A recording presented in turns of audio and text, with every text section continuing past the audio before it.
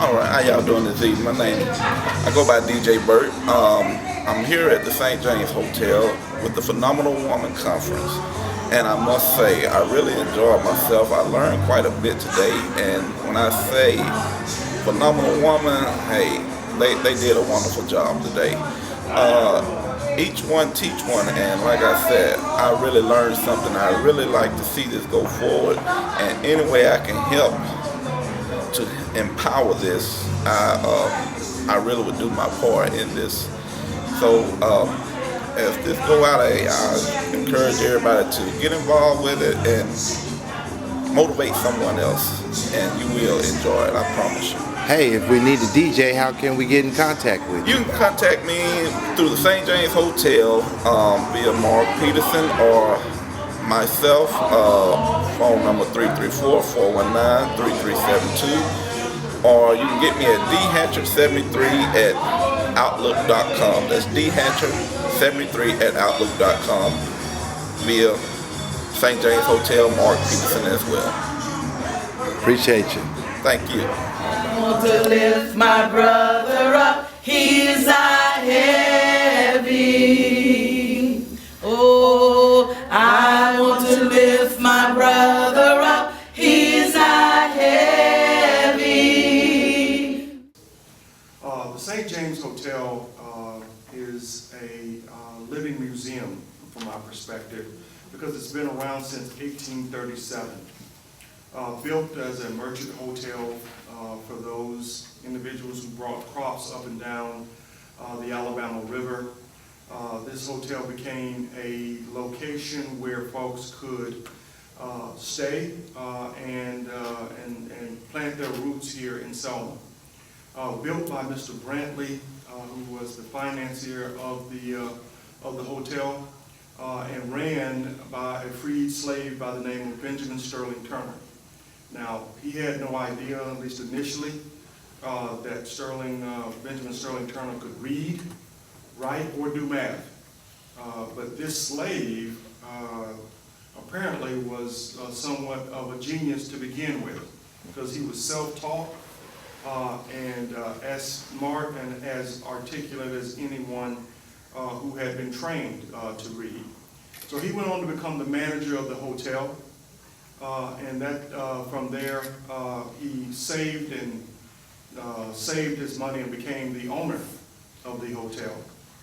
Benjamin Sterling Turner was the operator of the hotel when the Northern troops came in during the Battle of Selma, during the Civil War, and presided over the hotel when the Northern troops occupied this building. After the Civil War, he was elected to Congress in the 1860s and was an impassioned leader both for the South and for African Americans. He made a speech on the floor of the House requesting that the voting rights of Confederate soldiers be restored, because anyone that fought for the South lost their right to vote after the Civil War. So here it is, a black man in Selma fought for the voting rights of Confederate soldiers and succeeded. Now, the ironic thing is, after succeeding and getting their voting rights back, they enacted Jim Crow laws that took away the votes from blacks that had put Benjamin Sterling Turner in office. So, 100 years later, Dr. King has to come along and march across that bridge and help in the restoration of what had been fought for in the 1860s. So you're looking at a circle of time, and a circle of leadership that started right here with the St. James for issues that we still ponder today. One of the big pieces of legislation that Benjamin Sterling Turner also put on the floor was for reparations for African American slaves.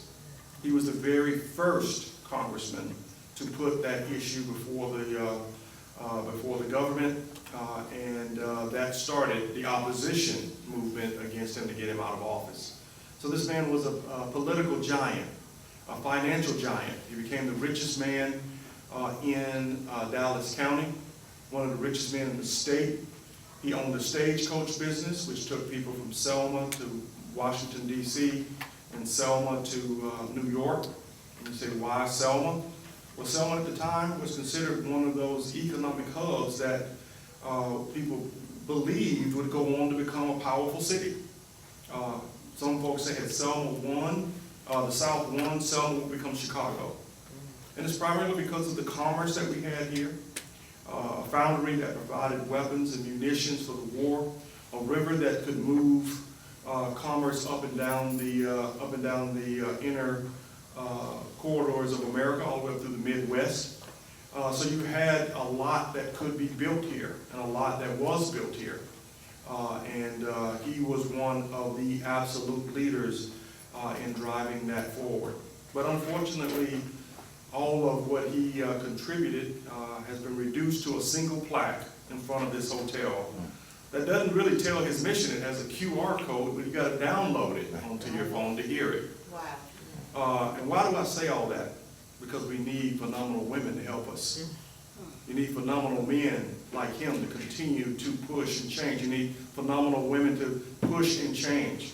We have stories to tell. We have built, we have constructed, we have survived, and that is a story that always has to be told. And we want to continue to tell that story, and that's part of the vision that we have for this hotel. Benjamin Sterling Turner, for all that he accomplished, is not well known in this town. Not even known in this hotel. You don't see a picture of him. There's no room named after him. There's no plaque for him. But God willing, if they sell me this hotel, that will change. We plan to have technology in the hotel called Benjamin's. And Benjamin's a little kiosk that'll have his face. And when you put your smartphone on it, he will call your name and start telling you things about the hotel that I just gave. Facts about the city. And I'll tell you how God works with these things. When I went off to college in New Hampshire, a young lady walked up to me, and she said, "You're from Alabama." And I was still a smart aleck back then. I said, "Yeah, I know that." She said, "My parents grew up in Selma, and they went to Tuskegee, and after they graduated, they moved to New Jersey. And that's where they settled, and I grew up, but I've always visited Selma and loved Selma." She and I became fast friends. Known each other ever since that day as teenagers, and we've stayed in contact throughout our life. She went on my Facebook page and said, "Oh, I see you're doing something with the St. James." I said, yeah. She said, "Oh, by the way, my great uncle, Benjamin Sterling Turner."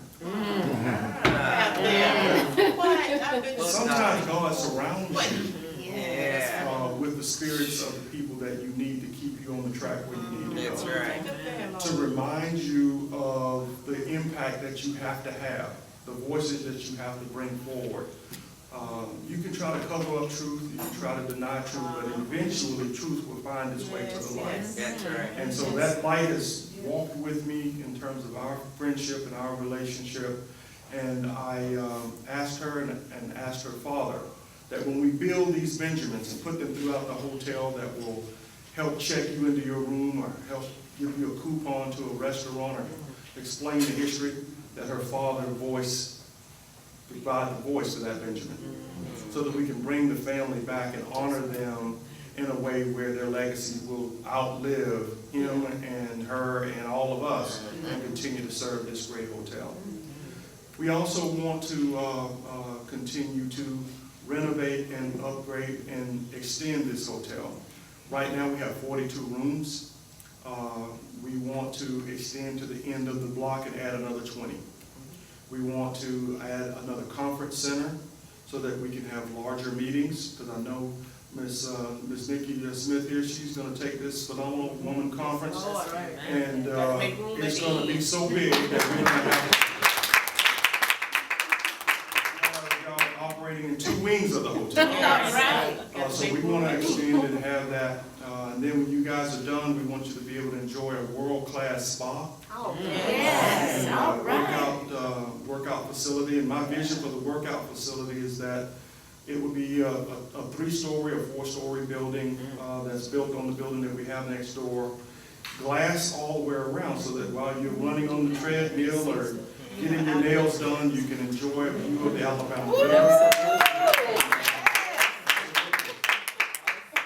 the same time reminding yourself of those who walked before us across that Edmund Bridge. Yes. Right? There's a reason we want to have that class, so that you can see the journey that others have taken and remind ourselves of the journey still before us. And that's something that I pray that God continues to have me on that path and have others join in on that mission to see this all the way through. Because our kids deserve it, Yes, they do. because their kids deserve it, and because the people who stood behind us who've been lost to history deserve to have that legacy fulfilled and told. Because these people were slaves, but they weren't slaves by spirit. They walked out of slavery and believed that they could own hotels, Yes. that they could own banks, and that their kids and their kids' kids could walk alongside anyone and know their heritage and know the foundation of who they are. We're powerful people. Yes. Right? And it don't take any science books to tell you that. That's right. The people that came here came, and I'm not to slight anybody, but when they met the people who were indigenous here and sneezed on them, 1 million of them died. Right? You go halfway across the continent and bring millions of us here. Millions of us here. In a boat ride that's not intended for even animals to have. Sneeze on us and we sneeze back. And continue to thrive. So that tells you that God has a separate mission for us. A reason for us to be here and a reason for us to thrive. Yes. And we have to fulfill that mission. And I'm going to do like I've always done. Not always knowing what the outcome's going to be, but I'm just going to keep walking. Keep striving, keep believing, and let God take the rest. Amen. So thank you for giving me the time to give you here. For having this great conference. Yes. And we look forward to being partners with you moving forward to do everything we can to make this one of the premier conferences in the world. Yes. Yes. Amen.